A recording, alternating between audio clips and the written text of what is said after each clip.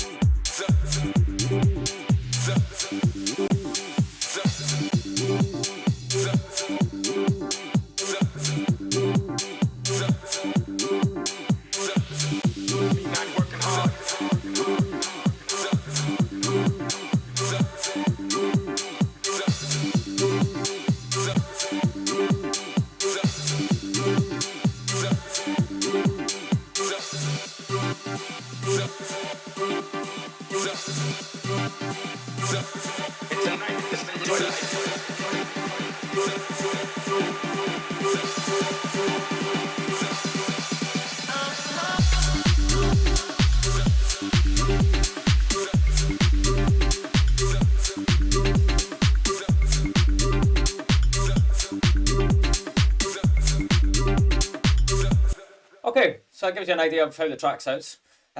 So first of all, we'll break down the slosh.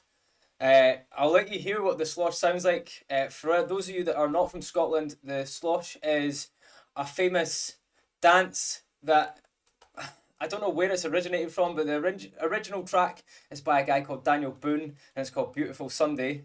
But it's commonly danced by older people and younger people as well. It's a very popular dance. It tends to come out at 30th birthdays, 40th birthdays, weddings. No idea the origin. You'd have to research that yourself. But yeah, Scotland, being the wonderful country as it is, has adopted this really cool sort of barnyard dance, even though we don't have any barns here. That's very popular. I like it myself. I like dancing to it. I actually danced to it quite a lot when we were sampling this on Saturday. So yeah, here we go. I'll let you listen to the original track. We'll duplicate it to begin with so you can hear what the track sounds like, and then I'll show you all the individual effects on it and then how you can do something similar to create your own sounds. This has been used as a build-up. So I'll show you how you can basically warp your own samples just by literally bringing them into a tight, neat formation and yeah, creating any sound that you want really. So you can do this with tracks, which you can add into your sample packs by clicking add folder if you've got downloads or whatever. So I've got my music here. If you wanted to add music, full tracks and sample tiny little bits and make them really cool, this is how you can do it. Okay, so let's have a little listen to Mr. Boone. I'm not sure how to turn all of these off at once. Guys, if anybody knows how to do this, please tell me. I know you can put them in a group and then turn the group on and off, but yeah, I don't know how to do it individually. So yeah, if anybody knows how to do this, please put a little message in the comment section. So yeah, this is the track. We have a listen to it here. Let's drag it all out. If anybody wants to start dancing when they hear this, feel free. You know, I won't mind. I'll probably dance myself. Well, let's have a little listen to it. So I'm going to put this back up to its normal key of 0 semitones. Turn it down so you still have hearing at the end of this. And take off all of the warp markers here. Turn off warp.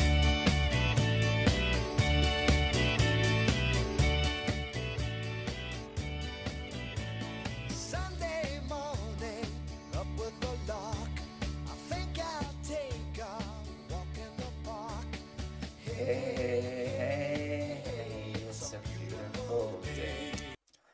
That's actually quite nice today.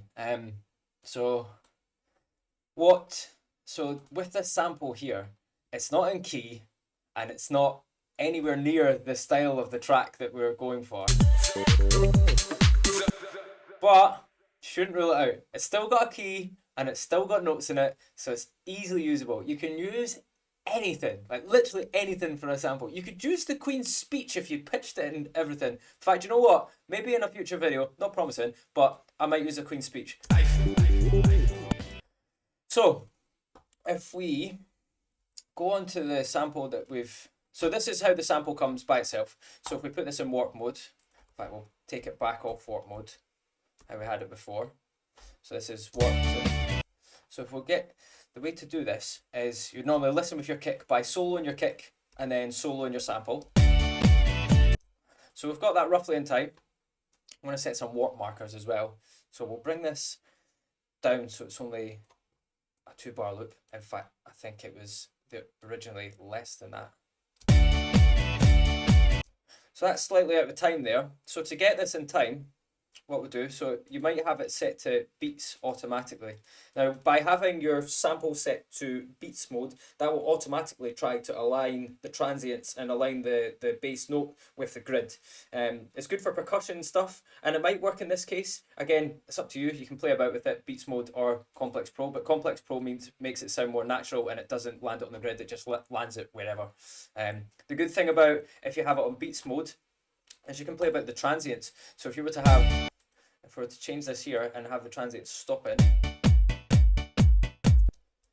it's a way of shaping your transients without having to use a transient shaper. You can just do it within clip mode, which is quite good depending on what sound you're going for. So let's get this in time. So we can do this by setting what's called warp markers, and this creates elastic audio points within the clip view to move the track around. So imagine it like an elastic band. You are stretching it between 2 certain points, or you can set more points. It's entirely up to you. So this, we can see here that this is the beat that we want landing on the grid. We can zoom in using our zoom tool at the top here to zoom in, and then we can get this landing on the grid. Still not in time, so we've got that bit's okay. We can maybe move this bit along a bit, and that's not quite right either.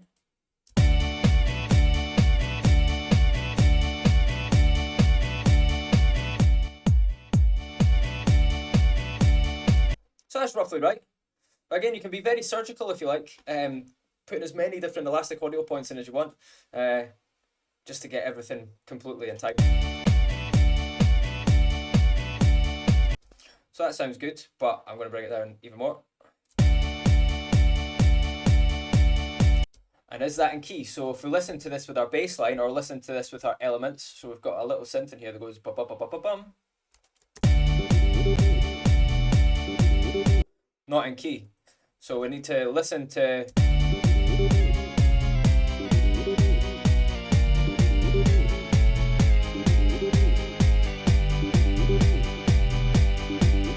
And that works. So listen to the semitones and listen to how it sounds with the track.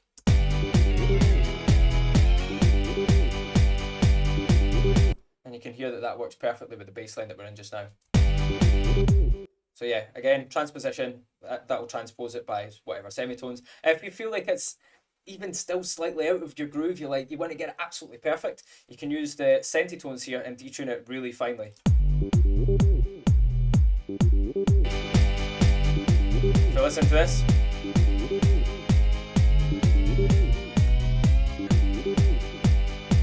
Cool. So that's how you can get a sample from a track. You can do this, you can loop small sections or you can look at larger sections depending on what sort of sound that you're going for or who's challenging you. So we've got this here. Now the effects that I've added on top of this are EQ to take out some of the bottom end. Again, I've not mixed this track at all, so it's very, very rough at the moment. You can hear how different that is to the original sample. So what's been added? Well, we have EQ, which is taking out the bottom end.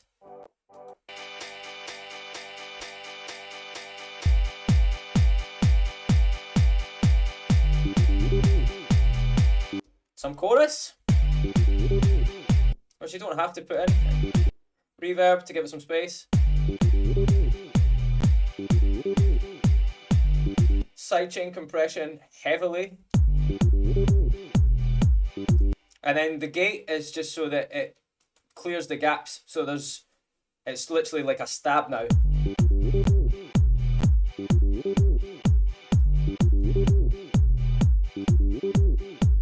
And then just for automation's sake, we've got an auto filter, which is that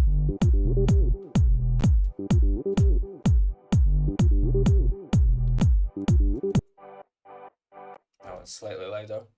And that's it. That's how you can get a rising sound using any sample. You can use literally anything you want, and as long as you get within the right key or you get within the right sound and you can time stretch it, you'll be able to make anything from it. So that's how you do it within Clip View. And if you listen to this over again,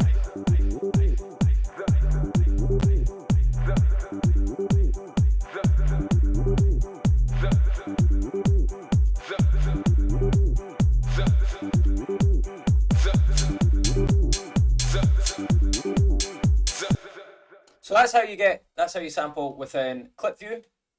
Now, another way of sampling, so I'm sure you probably know this track if we duplicate this. This is if we turn the volume right the way up. And tonight, just enjoy life.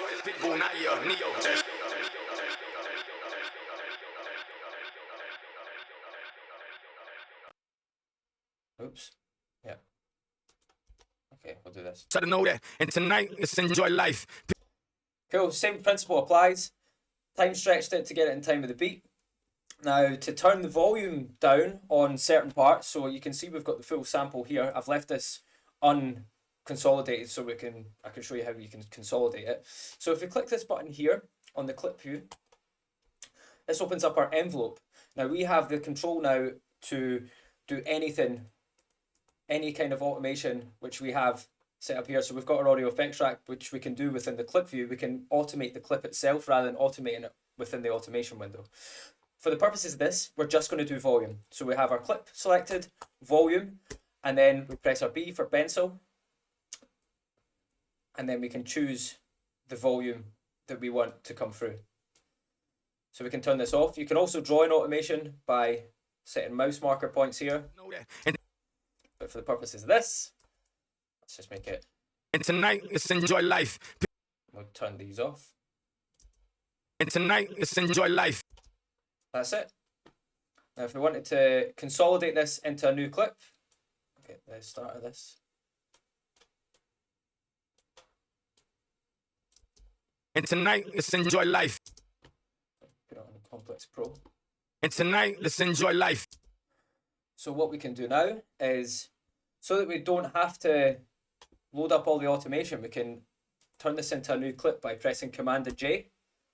And that consolidates the audio with all of the automation that we had within the clip window before. So now we lose everything. We lose all the unnecessary stuff there. And tonight, let's enjoy life. Which makes it a lot easier when you're actually looking at your track and you can see what sounds are coming through. This is a little bit harder because you're like, oh, where's the sound coming in? So if you've got any clashing sounds, it might be a little bit more difficult to see where the clashing sounds are. Whereas if you consolidate it, you can see exactly where the audio is playing. And tonight, let's enjoy life. Cool. So let's put this on Complex Pro. We'll delete this for now.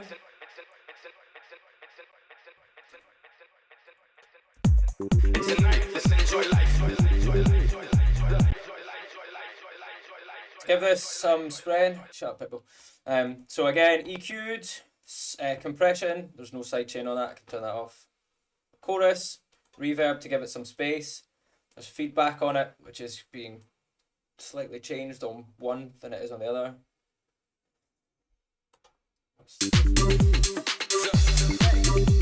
Oh, that was, yeah. Okay, that's not even on. So, yeah, delay and then sidechain just to kick the delay so it's not spilling out and interfering with any of the other elements. So that's how you would do individual sounds. So you get these in time.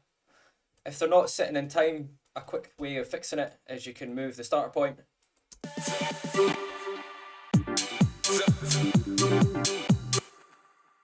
Let's have a look at where. So there's the volume there. So you could move this, the starter point.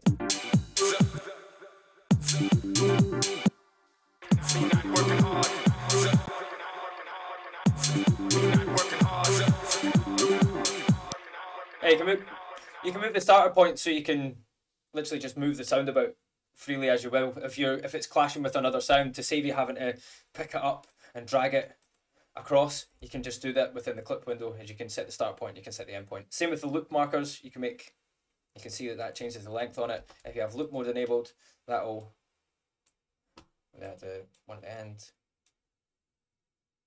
So you can see that's turning into a loop now. Cool. So that's covered that bass. Now let's quickly go on to sampling within MIDI. So I've got a sample. Nope. That's just the same again. Same effects, EQ, delay, sidechain. So let's get Zuff Zuff. Zuff Zuff's a cool guy. So Zuff Zuff, he originated as Cymatics pre-drop vocal, hands up. You can get this sample from the Cymatics website, www.cymatics.fm. So if we go to Vocal Essentials, it's pre-drop, or we can actually go into our current project, imported. Hands up, then we gonna drop. So rather than using the hands up, we've just used the zip. So I'll turn all these effects off. So I have worked out, you put them in a group, and then you can turn them all off. Job done. Problem solved. So this, by moving the start of the sample, which you can do by dragging your sample into a simpler and then moving this point here, that changes what part of your sample is playing. And for this, to stop it having too much bite and going because when you cut a sample midway through, you tend to get the overspill from the sample where it's. If we listened to it before. So by changing the attack, it gives a little bit of volume increment coming into the sample itself. And by changing the release, it makes it longer. So if we take it short, making it longer. Then we gonna drop. So just by playing about with the envelope and playing about with the start point, you can make some really interesting samples, or you can do stuff with your samples that you wouldn't normally do. You wouldn't normally be able to do if you had it set to the start. Another thing you can do is if you wanted to, you can reverse the sample. So if we wanted to use this in reverse, drag this into a new audio window, double click, reverse sample. So if we listen to this, you can do that with any sample, and you can again drag it back into the sampler window by having this enabled and then dragging it in there, and you can see. What's he saying?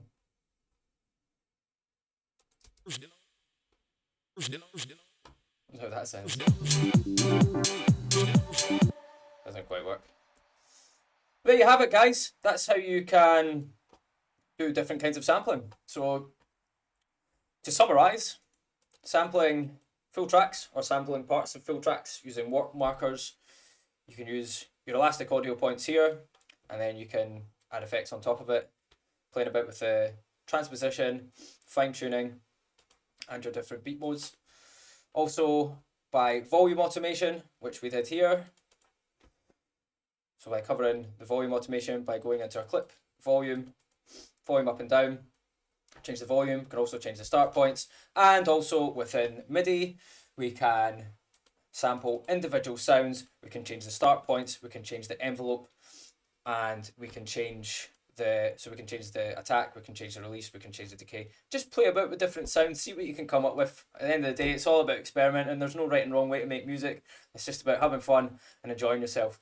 But yeah, guys, I hope this video was useful. If you have any questions or want to complain about how terrible my patter is, please leave a comment in the comment section below. But other than that, guys, I hope you have a fantastic day and you've learnt a lot. And I'll see you in the next video.